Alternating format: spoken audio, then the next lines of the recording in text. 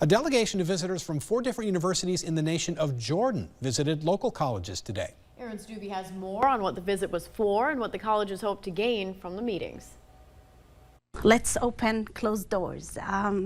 We believe in connections, human connections, partnerships. Even if we're very far away, we can build such connections. MSU Mankato and South Central College were visited Wednesday by a delegation of university representatives from the country of Jordan. The visit was part of a larger tour that took the delegation to every corner of the country, from Washington, D.C. to Seattle to Texas. Each visit aimed to show a different side of the U.S., with Seattle focusing on new technology and Texas focusing on equity and inclusion. Mankato's focus was agriculture, particularly with MSU and SCC's partnership in the new School of Applied Agriculture and how the school prepares students in a rural area. How our region is really developing kind of that connection between higher education, workforce development in a rural setting. So many of our programs focus on like rural behavioral health, or we have the brand new College of Agriculture that has these really practical programs. For the delegation, the visit is an opportunity to give themselves lessons to take back to their own institutions and connect with universities around the world like MSU, who says they are actively working to expand their reach to Arabic and Middle Eastern students. We tend somehow